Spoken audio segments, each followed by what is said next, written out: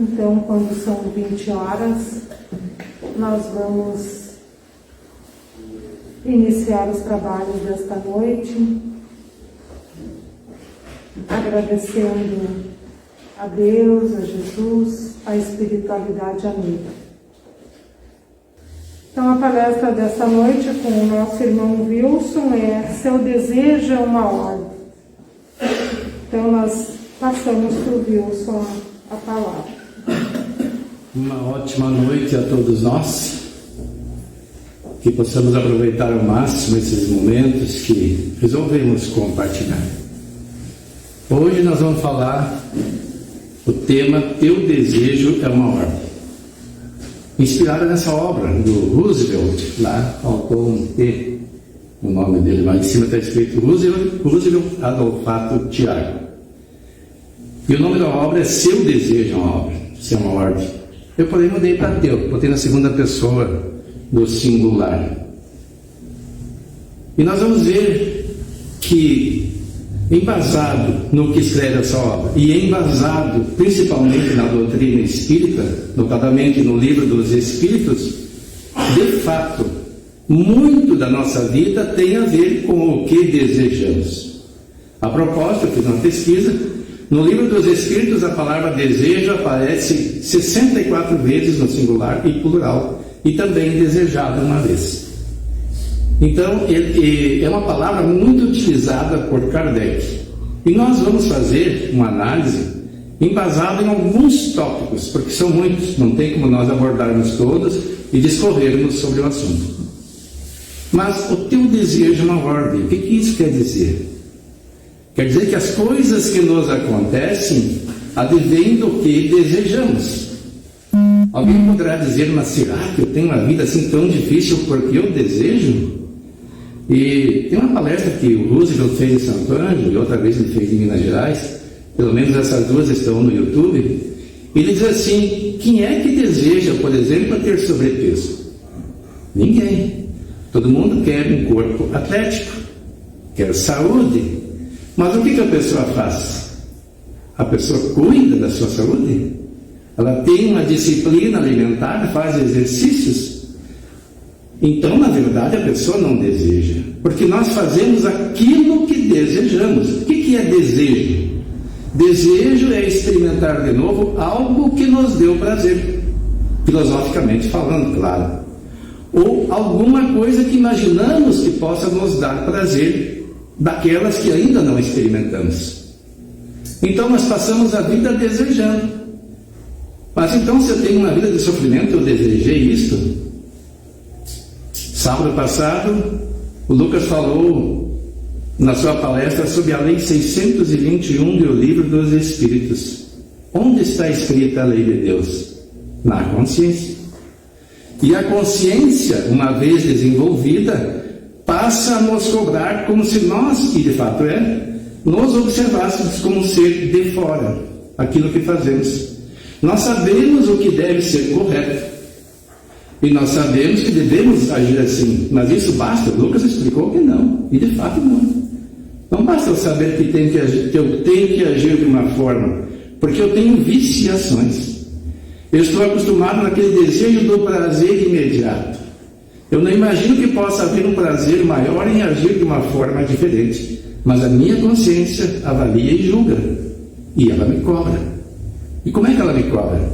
Ela me cobra através dos processos educativos da vida, que são as dificuldades, que nós carregamos para nós próprios, desenvolvendo o complexo de culpa, como autopunição, e que não é produtivo. Nós devemos mudar, porque não tem como nós pegarmos um desejo, eu estou desejando errado, então eu tenho que desejar certo. Eu vou deixar de desejar aquilo que me dá prazer? Não. Eu tenho que transmutar, não adianta eu querer bloquear. É como um dique, você barra a água, se não tiver um canal de saída, chamado ladrão, ele vai transbordar e vai romper. Então o que precisa é transmutar esse desejo em alguma coisa positiva. E como é que se faz isso? Começando a experimentar novas ações que redundarão numa satisfação verdadeira. Claro, isso é gradativo, não se pode fazer de uma hora para outra. Senão bastaria nós lermos um livro e já seríamos outras pessoas. Bastaríamos ouvir Jesus falando no tempo em que ele esteve na Terra e a humanidade estaria diferente. Bastariam as pregações nas igrejas, nos centros espíritas e tudo se modificaria. Não. Nem mesmo aqueles que pregamos o Evangelho de Jesus conseguimos nos conduzir de acordo com o que ele dita para nós. E essa é uma questão que me atormentou por muito tempo enquanto eu não conhecia a doutrina espírita. Porque no meu entendimento, ou a pessoa seguia o Evangelho de Jesus ou estava condenada ao inferno. E eu não conseguia e até hoje não consigo seguir 100%. Por quê? Porque eu tenho desejos ainda de retornar às experiências transatas que no momento me satisfizeram pela satisfação dos instintos, mas que agora entendo que devem ser mudadas. Já não é mais tempo de me manter nesse estado de coisa, porque o Evangelho nos diz que o agir correto é agir no bem, é amar o próximo, é perdoar as ofensas. Eu sei perdoar, é amar o próximo como a nós mesmos. Eu faço isso. E a pessoa começa a fazer uma autoanálise e se pune através da consciência. E daí as dificuldades da vida. Então o que nós desejamos de fato? Lá na introdução do Livro dos Espíritos, diz assim: os espíritos são atraídos na razão da simpatia que lhes inspire a natureza moral do meio que os evoca. Tratava aqui das reuniões mediúnicas. Os espíritos superiores se comprazem nas reuniões sérias, onde predomina o amor do bem e o desejo sincero. Vocês notem que durante a palestra eu vou sempre destacar a palavra desejo, ou desejoso, ou desejado, por parte dos que as compõem, de se instruírem e melhorarem. A presença deles afasta os espíritos inferiores, que inversamente encontram um livre acesso e podem obrar com toda a liberdade entre as pessoas frívolas ou impelidas unicamente pela curiosidade e onde quer que existam maus instintos. Por que ele falava impelida pelas curiosidades? Quando Kardec escreveu o Livro dos Espíritos, estava em voga na Europa o fenômeno das mesas girantes, que eram fenômenos de efeitos físicos através de alguns médiuns que se prestavam à diversão pública e cobravam ingresso por isso. Então não eram reuniões sérias, eram frívolas, as pessoas eram atraídas por curiosidade. Kardec mesmo teve conhecimento desse fenômeno a convite de pessoas da área da ciência que estudavam o assunto. E no começo ele desdenhou, ele não acreditou. Como assim? E aí alguém disse para ele que as mesas estavam respondendo. Ele disse assim: até que me prove que uma mesa tem cérebro e nervos, deixa eu ver isso como um ponto para se dormir em pé.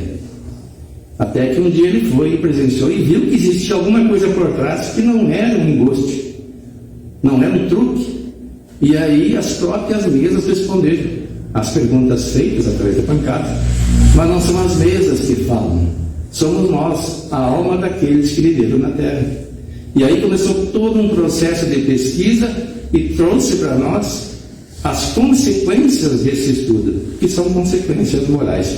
Então eu trouxe essas orientações. As reuniões têm que ser sérias. A reunião séria vai ser assistida por bons espíritos. E aquelas onde não houver seriedade, estarão presentes os maus em decorrência dos instintos inferiores dos que as compõem. Longe de se obter bons conselhos nessas reuniões, ou informações úteis, deles só se devem esperar futilidades, mentiras, gracejos de mau gosto ou mistificações, pois que muitas vezes tomam nomes venerados a fim de melhor induzir alguém. Vamos traduzir. Toda casa espírita minimamente organizada tem grupos mediúnicos. Como se comportam os componentes desse grupo? São pessoas simpáticas umas às outras? As conversações anteriores às reuniões são sérias? São harmônicas? Ou são de gracejos? O que estamos atraindo? Alguém poderá dizer, não, mas as nossas reuniões são de socorro aos espíritos infelizes. Então lá vão aparecer espíritos sofredores, espíritos de baixo padrão vibratório. Sim, mas quem é que organiza? A reunião mediúnica é organizada por espíritos responsáveis pelas atividades da casa e que olham a qualidade do grupo e percebem as necessidades e as competências de quem ali está, o equilíbrio ou não. E daí eles organizam e permitem o acesso de espíritos sofredores, muitas vezes revoltados, mas em condições de serem atendidos. Dificilmente vai acontecer de um espírito chegar lá e tomar conta e o pessoal não conseguir controlar. Isso pode acontecer se as pessoas não tiverem um mínimo de equilíbrio emocional e de harmonia no grupo. Então, nesses casos, os espíritos superiores não terão como dar assistência e as portas ficarão abertas. E isso acontece também nas nossas residências. Como é que nós nos comportamos dentro de casa? Porque quando falamos em reuniões mediúnicas, tendemos a pensar, não, hoje na casa espírita tem que estar equilibrado. Mas o resto da semana? Pelo menos no dia. Pelo menos no dia. Mas e os outros dias? Quais são as minhas companhias? Quem eu atraio? Essas pessoas estarão próximas de mim, pessoas que eu falo espíritos desencarnados, por uma questão vibracional. E nas reuniões é a mesma coisa. Espíritos superiores usam constantemente de linguagem digna. Aí dá como distinguir um espírito de outro, né? Se um espírito, por exemplo, se diz Bezerra de Menezes, ele dá uma mensagem e no final se diz Bezerra de Menezes. É fácil de saber. A linguagem que ele usou é de Bezerra. Eu já vi publicações na internet que se dizia Bezerra de Menezes e a linguagem nada a ver. Não chegava nem aos pés do gabarito das expressões de conhecimento de Bezerra e da mensagem que ele transmite. Era mais de alarmismo. Então nós temos que tomar cuidado. A linguagem é digna, nobre, repassada da mais alta moralidade, escoimada de qualquer paixão inferior. A mais pura sabedoria lhes transparece dos conselhos que objetivam sempre o nosso melhoramento e o bem da humanidade. A dos espíritos inferiores, ao contrário, é inconsequente, amiúda e trivial e até grosseira. Se por vezes dizem alguma coisa boa e verdadeira, muito mais vezes dizem falsidades e absurdos, por malícia ou ignorância. Zombam da credulidade dos homens e se divertem à custa dos que os interrogam, lisonjeando-lhes a vaidade, alimentando-lhes os desejos com falazes esperanças. Os ledores da boa sorte sabem que a humanidade tem desejos específicos. E quando interrogados, eles respondem o que a pessoa quer saber, que a pessoa sai feliz. E até paga por isso. Tem alguns que exploram isso, vendendo boa sorte, vendendo promessas, e arrumam uma multidão de seguidores. E nas reuniões mediúnicas não é diferente. Os espíritos inferiores se percebem que as pessoas têm desejos inferiores e eles alimentam esse desejo. E quais são esses desejos? Às vezes de se projetar, de se destacar, de ser lisonjeado, de ser paparicado, porque existem várias maneiras de cobrar pela mediunidade. E o Evangelho diz para não cobrar. Dai de graça, que de graça recebeis. E uma delas é o reconhecimento. Tem pessoas que satisfazem com o reconhecimento. E os espíritos percebem, ele gosta de ser reconhecido. Então começa a estimular a vaidade. E aí o médium pode se perder. Então é preciso tomar cuidado. O que a pessoa deseja? O que move estar lá? É demonstrar que tem uma faculdade que os outros não têm? Ou é atender os necessitados? E o orientador sabe se expressar com os que sofrem? ou ele passa um longo tempo discursando, sem compaixão. Tem uma palestra do Divaldo que ele fala sobre essas questões. O cuidado que se deve ter, recomendo que assista, todas as palestras do Divaldo são excelentes, né? Se assistam, que ele vai falar sobre a mediunidade e o que acontece muitas vezes em certas reuniões mediúnicas. Em resumo, as comunicações sérias, na mais ampla acepção do termo, só são dadas nos centros sérios, onde reine íntima comunhão de pensamentos, tendo em vista o bem. O ideal é que não se formem grandes aglomerados, pequenos grupos de pessoas afins. O trabalho é mais produtivo do que uma reunião mediúnica de dezenas de pessoas, por causa da diversidade dos pensamentos. Os afins se atraem, e quando há um grupo muito grande, um começa a querer policiar o outro, e isso é prejudicial. É preciso harmonia. Questão 97. As ordens, e aí nós entramos na questão dos espíritos. As ordens ou o grau de perfeição dos espíritos são em número determinado?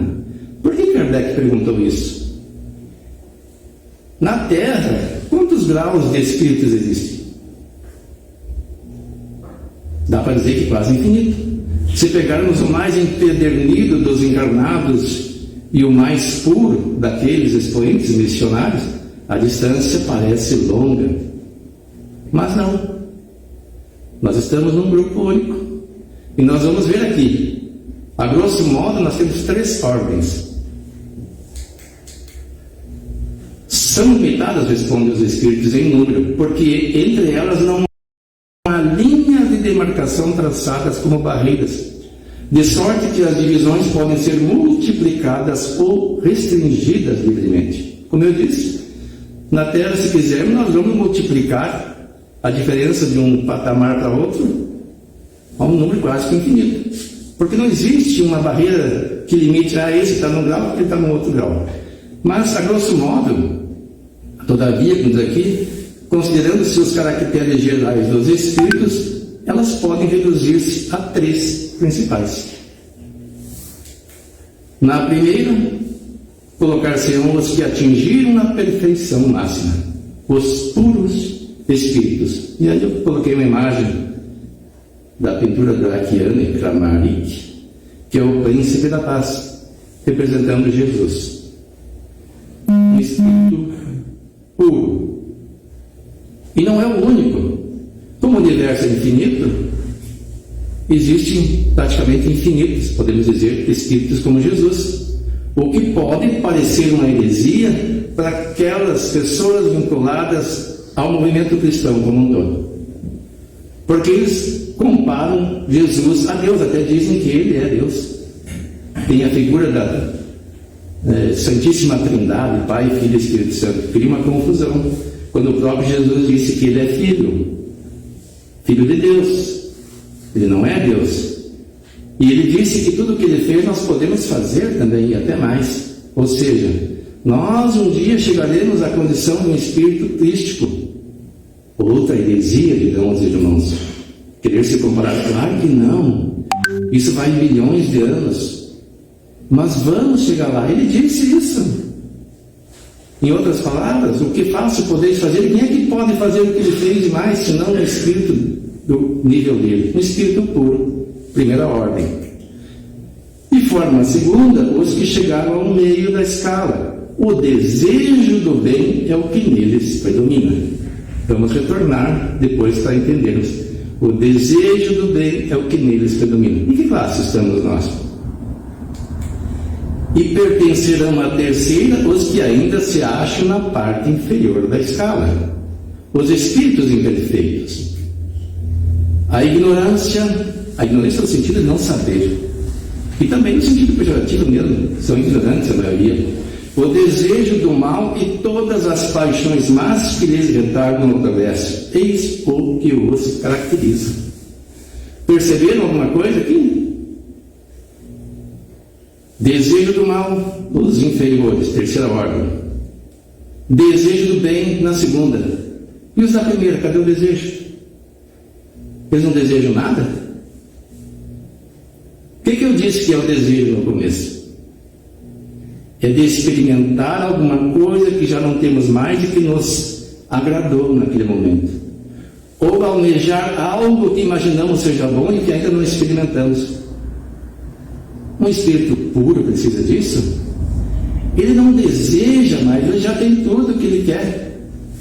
Tudo que é bom. Tudo que está de acordo com a lei de Deus. E os outros, nós desejamos fazer o bem, nós fazemos. Como eu disse, ninguém quer ter sobrepeso. Mas temos umas pochetezinhas, a maioria, com algumas exceções, né? O nosso Antônio aí, que é o exemplo. E os inferiores ainda têm o desejo de fazer o mal.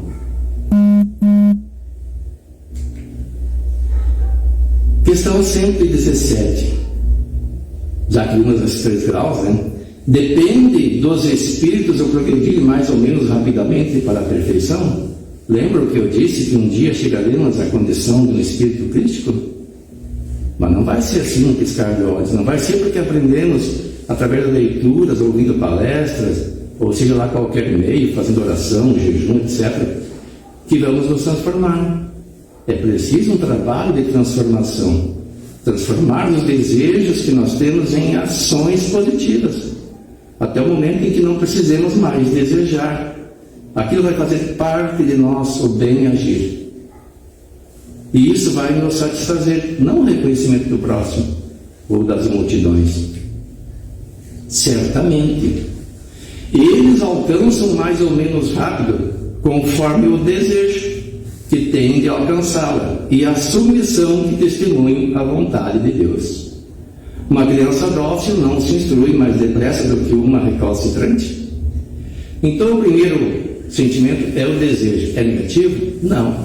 O desejo faz com que nós busquemos alcançar alguma coisa, tracemos uma meta, mas ele ainda não é a realização.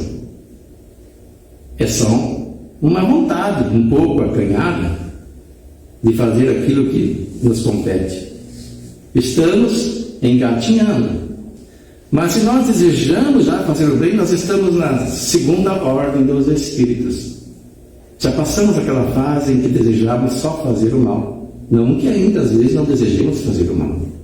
Basta alguém pisar no nosso calo, que nós já começamos a mentalizar coisas não muito boas em relação àquela pessoa, porque nos sentimos ofendidos, o nosso orgulho ficou ferido, ainda somos cheios de vaidades, não nos admitimos sermos humilhados, porque entendemos que é humilhação. Na verdade, quando alguém fala mal de nós, ele até nos presta um favor se nós de fato mereçamos o comentário. Se ele apontar, por exemplo, o dedo numa ferida que eu tenho, num erro que eu não perceba, eu devo agradecer ao irmão. E se for mentira, o problema é dele. As pessoas que me conhecem vão saber que é mentira. Quem não conhece não vai saber avaliar. Então não devemos nos ofender com o que os outros dizem. E isso não é tão fácil assim de fazer. É preciso um grande exercício. É preciso repetir a experiência muitas vezes até o dia em que se torne inofendível, que era a meta que Francisco de Assis buscava e alcançou. Mas não foi numa única encarnação. Segundo as obras espíritas, Francisco de Assis foi João, o evangelista. E antes disso, teve outras encarnações. Ele conviveu com Jesus e alcançou a condição de inofendível nessa última encarnação que nós temos o conhecimento, que foi de Francisco de Assis. Então, quanta luta para chegar nesse ponto. Questão 159. E aqui é interessante, porque nós passamos uma vida inteira buscando esses objetivos. E muitas vezes temos a tendência de adquirirmos um sentimento de culpa por não conseguirmos avançar mais. Porque sabemos como devemos proceder, mas nos sentimos fracos. E alguns dizem, não tem jeito, eu sou assim mesmo. E passa a se punir. E quando chega ao fim desta existência, dessa encarnação, melhor dizendo, e retornamos para o mundo dos espíritos. Que sensação experimenta a alma nesse momento? Depende, que responde os espíritos. Se praticaste o mal, impelido pelo desejo de o praticar, no primeiro momento te sentirás envergonhado de o haveres praticado. Eu li esse texto acima de umas... Quem pratica o mal não tem desejo de praticar o mal? Nem sempre. Às vezes a pessoa até é forçada a fazer isso. O que é o mal? O mal é tudo que é contrário à lei de Deus. Matar é um bem ou é um mal? É um mal. E às vezes a pessoa mata sem o desejo de praticar o mal. Um soldado na guerra, por exemplo, está a serviço do seu país, recebendo ordens, ele mata o inimigo. Um militar enfrentando pessoas que estão armadas, oferecendo perigo à sociedade, atirando numa resposta, pode matar. Ele desejava matar? Não sei, depende de cada um, né? Mas pressupõe-se que não. Então, se ele desencarnar e perceber que ele praticou o mal não pelo desejo, ele não vai se sentir assim. Mas se ele praticou porque quis, abusou do poder, aí ele vai se sentir culpado, ficará envergonhado, porque ele vai perceber que aquelas mazelas que ele carrega em si não podem ser mais disfarçadas pela máscara social. O seu anjo da guarda e os espíritos superiores não precisam nem olhar, eles percebem. E acima de tudo Deus, que não podemos fugir da presença de Deus. Aliás, a nossa vida é alimentada por Deus. Então Ele está sempre conosco, nos nutrindo de energia. Ele nos ama incondicionalmente, mas tem a lei de causa e efeito, a lei de ação e reação. Com a alma do justo, as coisas se passam de modo bem diferente. Ela se sente como que aliviada de grande peso, pois que não tem nenhum olhar perscrutador. Como estaremos nós? Que maravilha poder desencarnar e ser recebido pelos parentes e pelos espíritos superiores, feliz porque fez o melhor enquanto estava encarnado. E que vergonha se nós nos dermos conta de que falimos quando poderíamos agir melhor. Teremos outras oportunidades, sim, mas nas mesmas condições? Não se sabe. Nós temos as melhores condições agora de acordo com as nossas necessidades, então temos que aproveitar o máximo. Questão 278. Os espíritos das diferentes ordens se acham misturados uns com os outros? Por que Kardec perguntou isso? Olha, se tem 3 ordens principais, como é que eles ficam no mundo dos espíritos? Ele falava aqui dos espíritos vinculados à Terra, porque o universo é infinito. Então aqui existe aqueles espíritos na condição da primeira ordem, Jesus, que comanda o planeta. Na segunda, uma parcela expressiva da população. E também na terceira, outra parcela bem numerosa. E como é que eles ficam no mundo dos espíritos? Eles estão misturados? A resposta é sim e não. Quer dizer, eles se veem, mas se distinguem uns dos outros. Evitam-se ou se aproximam, conforme a simpatia ou a antipatia que reciprocamente uns inspiram aos outros, tal qual sucede entre vós. Constitui um mundo do qual o vosso é pálido reflexo. O vosso, o nosso, quem fala isso é um espírito. Dizendo a Kardec, o vosso mundo, aqueles encarnados. Então a Terra, na verdade, é um pálido reflexo, uma cópia imperfeita do mundo dos espíritos. Às vezes somos levados a crer que o mundo dos espíritos é abstrato. Mas as obras do André Luiz nos mostram que não. É muito mais adiantado do que a vida aqui na Terra. A gente tem uma ilusão do que é a vida. O que sou eu? Eu sou esse corpo que veio de um espermatozoide, um óvulo, formou uma célula, ovo, e depois começou a se multiplicar e nasceu um bebezinho.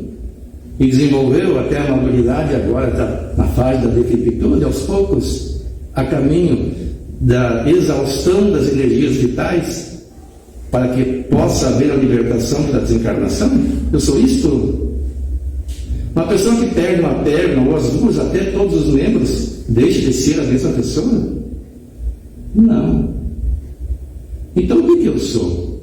Eu sou uma consciência que Deus criou e que, para se manifestar, precisa de um veículo. No mundo dos espíritos, o corpo espiritual ou perispírito, que dá molde a esse corpo. E esse corpo é mais ou menos sadio de acordo com as energias que eu gero e que me alimento delas. Porque nós intercambiamos energia. Na plateia, mas aqui estamos todos intercambiando energia, pelo menos os mais próximos. Mesmo a energia eletromagnética do coração, ela vai a 3 metros de raio. Então quem está a menos de 6 metros está trocando energia com o próximo. E assim cria-se um campo energético em que nós nos alimentamos dessa energia. Quando ela é salutar, ela passa a fazer parte de nós. E quanto mais energia positiva criarmos e alimentarmos dela, mais elas ficarão em nosso perispírito dando saúde. E ele é o modelador do corpo físico. Mas que companhias escolhemos? É fácil de ver. Cada um tem as companhias do seu deleite.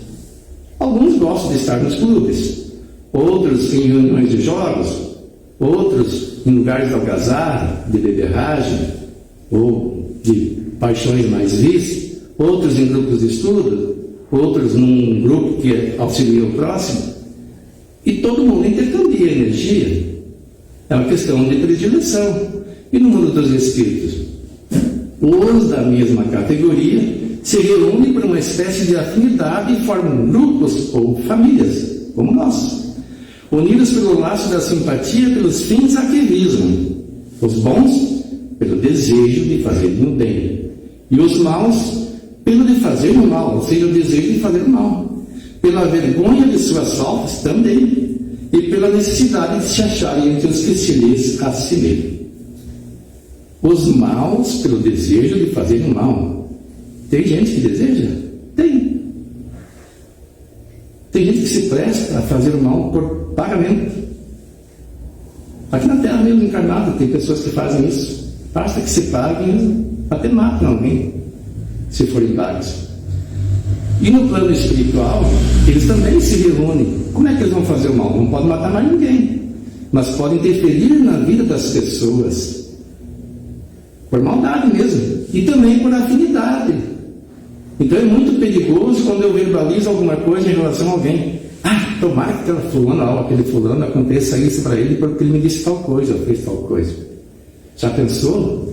Se eu tenho um espírito afim, mais ou menos desse tipo, que está próximo de mim, e tomo as dores para ele como se fossem dele, e reúne um grupo de outros espíritos para provocar aquilo que eu verbalizei?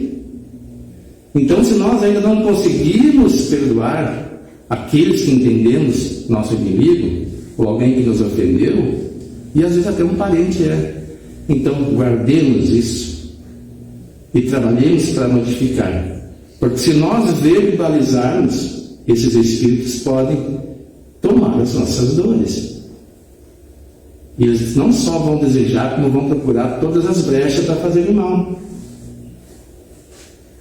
E como é que eles fazem mal? Eles vão se aproximar da pessoa e das suas fragilidades e das pessoas que o cercam e vão criar perturbação.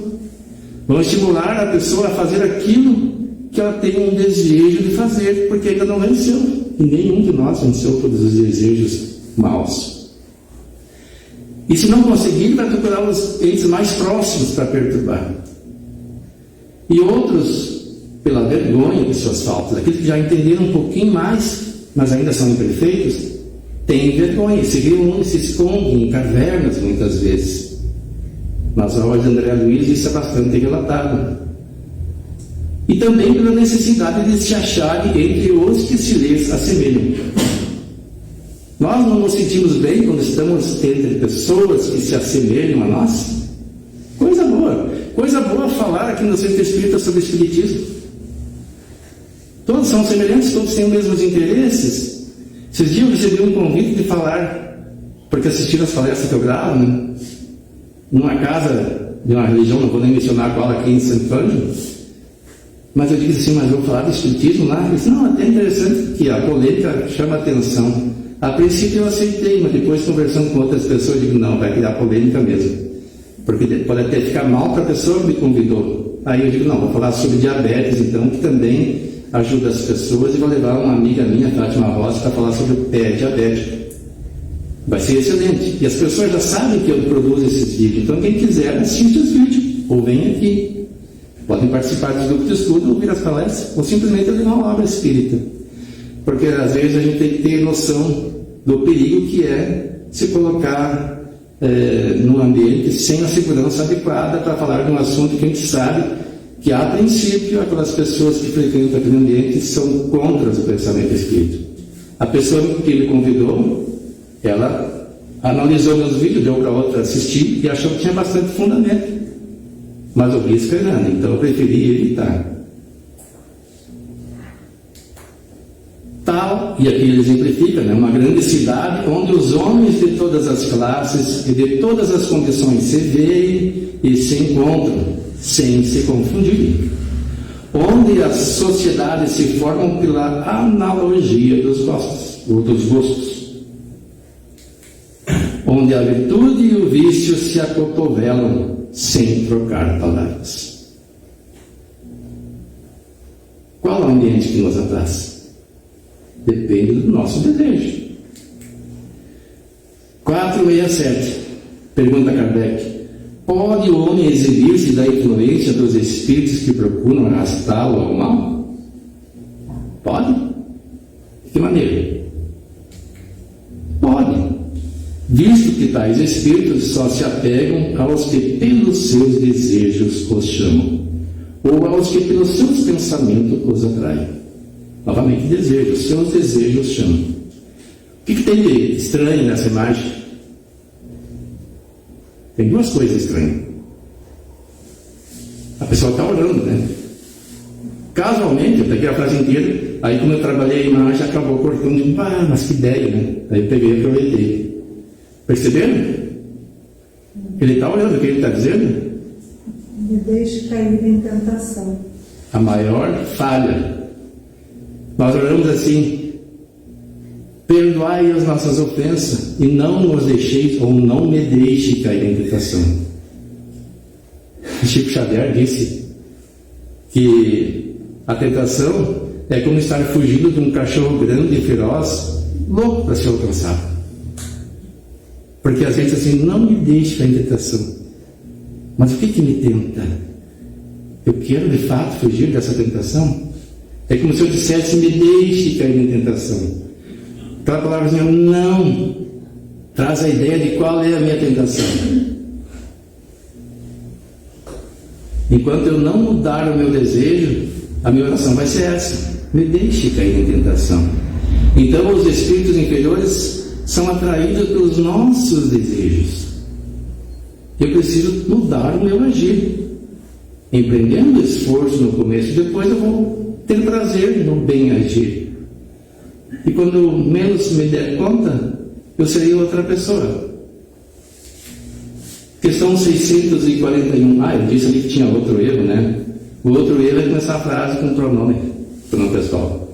Isso é um primorismo do português, né? Será tão repreensível quanto fazer o mal ou desejá-lo? Primeira pergunta? Porque, eu nunca fiz mal para ninguém. Nunca desejou? Será que nunca desejei? Nunca desejei nada que é contrário à lei de Deus? Conforme respeito aos espíritos. A virtude em resistir-se voluntariamente ao mal que se deseja praticar. Sobretudo, quando há possibilidade de satisfazer-se a esse desejo. Se apenas não o pratica por falta de ocasião, é culpado quem o deseja. Porque Ninguém está livre dos desejos inferiores. Mas todos nós temos autocrítica. A autocrítica é embasada nos princípios morais que aprendemos. É embasada na ética que abraçamos. E isso faz com que nós não demos vazão aos desejos inferiores. Mas quem deseja ardentemente alguma coisa e não faz só por falta de oportunidade, então o desejo dessa pessoa, aí é diferente. Porque ela só não faz o mal por falta de oportunidade. E o que é o mal? Não vamos nem discorrer sobre o assunto, nós já dissemos o que é o mal, né? O que é? Onde está gravada a lei de Deus? Na consciência, também já foi dito. E o primeiro revelador trouxe os 10 mandamentos, ali está o arcabouço do que é de acordo com a lei de Deus. O que está fora já é o contrário. E aí eu peguei um texto que acabei deixando aqui, fiquei na dúvida se botava ou não, do Chico Xavier. Planejar a infelicidade dos outros é cavar com as próprias mãos um abismo para si mesmo. Será? Quando eu planejo mal do outro, que tipo de energia eu gero? Acabamos de falar há pouco que nós somos seres, uma consciência em veículos de manifestação no plano espiritual ou físico. No plano físico nós temos o perispírito vinculado ao corpo, que serve de veículo para que o corpo faça aquilo que eu tenho vontade. Quem tem vontade sou eu, a consciência.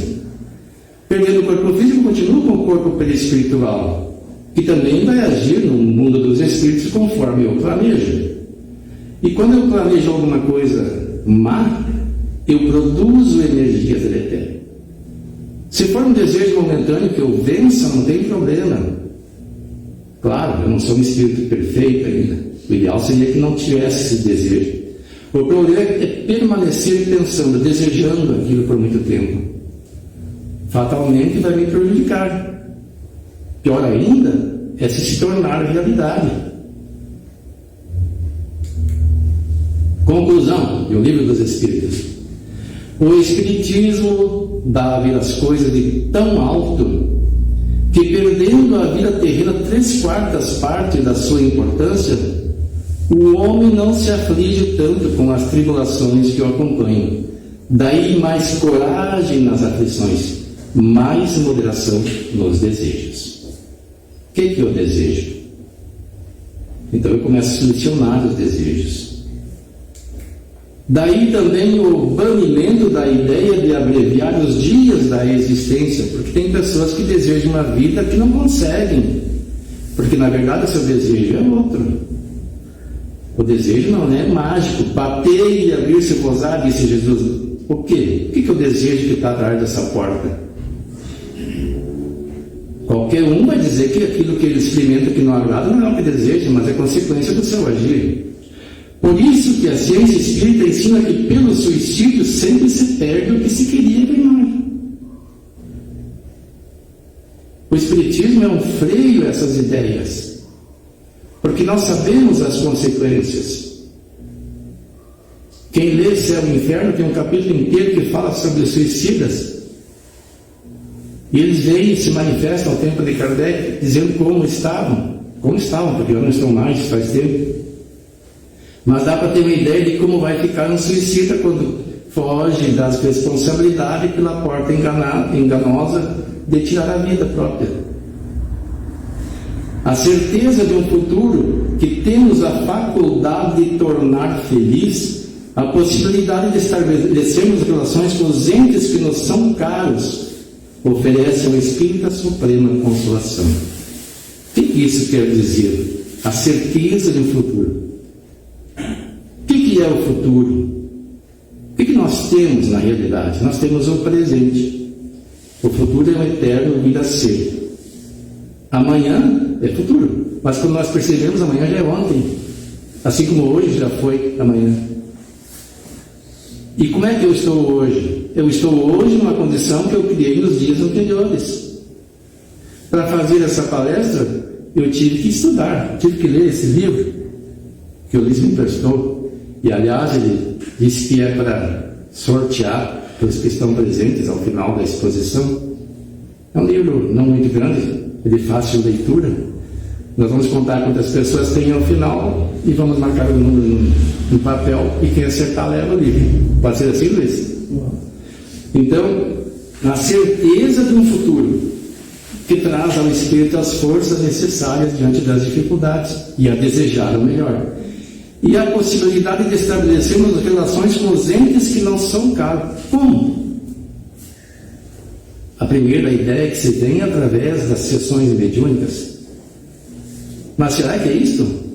Quantos têm possibilidade de conversar com entes queridos na sessão mediúnica? Chico disse que o telefone toca de lá para cá. Não basta eu querer me comunicar. Mas tem um meio. Aí vai depender da afinidade. Porque muitas vezes nós equivocamos. Nós não temos amor, nós temos apego pela pessoa. E a pessoa desencarnou e nós não conseguimos libertá-la. E criamos uma perturbação tal que vai perturbar o espírito lá. Mas se nós entendermos esse processo e realmente amarmos a pessoa, guardarmos dela a melhor memória, darmos graças a Deus pelos momentos felizes que partilhamos e não nos revoltarmos porque alguns dizem Deus me tirou antes da hora. No momento do desprendimento pelo sono, eu poderei manter contato, confabular com essa pessoa, manter relações com ela, conviver. Nem sempre vamos nos lembrar disso. No livro Missionários da Luz tem uma história de uma mulher que buscava saber onde estava o seu marido e qual a causa da sua morte em via pública. Já contei essa história muitas vezes, quem leu também já sabe da história. E não é de imediato, mas foi atendida. O espírito foi preparado para poder recebê-la e não passar informações chocantes, porque se ela soubesse a realidade do que aconteceu, isso a perturbaria ainda mais. Mas ele deu palavras de encorajamento para ela, mostrando que estava em tratamento, e ela que estava num estado de depressão, negligenciando com os compromissos com os outros filhos, aliás, com os filhos, né, que quem tinha morrido era o marido, e deixando em desordem a casa, acordou bem animada no dia seguinte e retomou a vida. Então nós podemos sim manter relações com os entes queridos desde que estejamos em equilíbrio. Os espíritos que organizam esses encontros não vão permitir que um equilibrado encontre o outro, ou dois equilibrados se encontrem. Dois desequilibrados se encontram, né? Porque se eu estou em desequilíbrio, eu vou perturbar o meu ente que partiu. E se ele também está em desequilíbrio, vai me perturbar ainda mais. É preciso harmonia. E isso o Espiritismo ensina. E oferece ao Espírito a suprema consolação. Porque mesmo que não mantenhamos um contato com esta pessoa agora, daqui a pouco nós vamos estar lá. A eternidade nos espera. Uma vida, por mais longa que seja, 100, alguns passam 100 anos, passa num piscar de olhos. Nós já vivemos quantas encarnações e estamos aqui. Não temos ideia do número de parentes, de pessoas queridas que nos aguardam no plano espiritual. Quando nascemos, aqueles que nos precederam nos recebem em festa. São os espíritos que vieram de lá antes de nós. E eles, a maioria, já foram também. E quando nós voltarmos, eles vão nos receber em festa, desde que desenvolvamos em nós condições mínimas para isso. Porque aqui não depende muito de como eu agi lá ou na vida anterior, mas lá sim, lá eu vou estar entre aqueles que pensam mais ou menos como eu. Então, se eu quero viver entre os equilibrados, comece a agir melhor. O horizonte se lhe dilata ao infinito, graças ao espetáculo a que assiste incessantemente da vida de além-túmulo, cujas misteriosas profundezas lhe é facultado sondar. Isso ao espírita. Kardec objetivou, ao presentear a humanidade com o seu trabalho, que são as obras básicas, trazer um elo entre a religião e a ciência. Porque a religião se distanciava da ciência. A ciência lida das coisas materiais, aquilo que é tangível, que pode ver. A exceção feita recentemente da física quântica, que é uma área pouco conhecida ainda. Mas a ciência é basicamente materialista e a religião é espiritualista. Não se encontrava, faltava um elo. E o Espiritismo vem esclarecer como é que essas coisas funcionam. Que a ciência existe tanto no mundo físico como no mundo espiritual. As leis de Deus estão em toda parte regendo a vida. E nós assistimos, pelas obras que lemos e pelas experiências nas reuniões mediúnicas, e muitas vezes até no dia a dia pessoas manifestam faculdades mediúnicas que nem conhecem. Tem pessoa que às vezes chega a confundir um desencarnado com um encarnado. Posso contar? Tem gente que faz psicografia de sonambulismo e não se dá conta. No outro dia vai ver, está no lado da cama. E na casa de uma pessoa da família, vê alguém na sala, acha que é convidado de alguém, se assusta pelo aspecto da pessoa e se tranca no quarto com medo. No outro dia vai perceber que na verdade não era um encarnado, era um desencarnado. Então nós começamos a perceber essas questões e vemos que a vida não é só física, é um conjunto. Nós somos espírito, perispírito e corpo físico, e estamos no intercâmbio constante.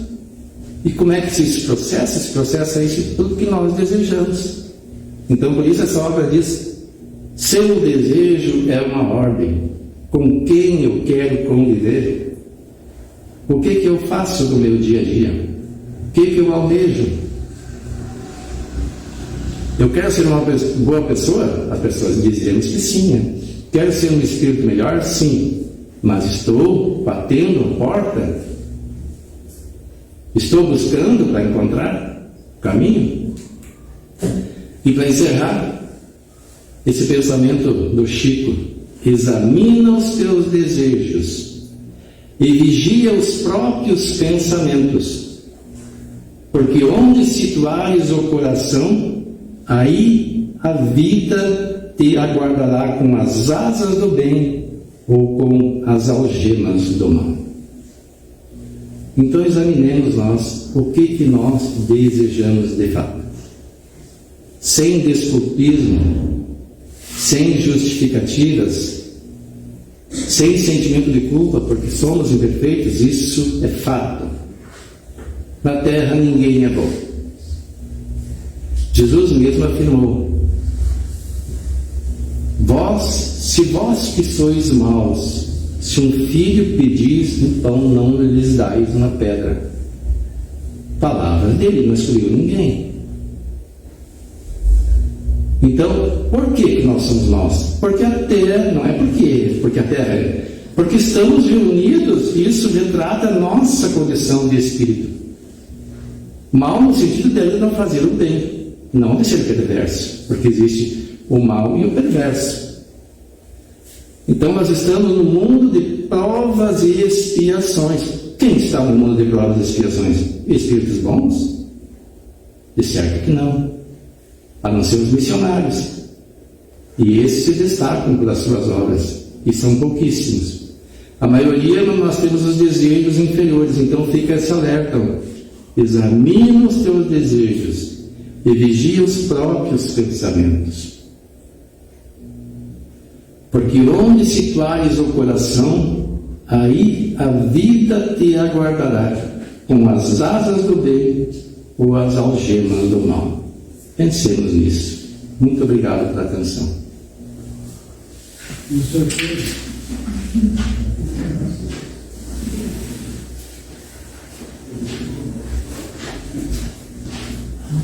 Então, para finalizar essa palestra maravilhosa do nosso amigo Wilson, eu convido os irmãos, então, para nós elevar mais uma vez o nosso pensamento a Deus, a Jesus, agradecidos por tudo, e que os nossos desejos sejam os desejos do bem, do amor, de nos elevarmos espiritualmente, como Cristo espera de nós.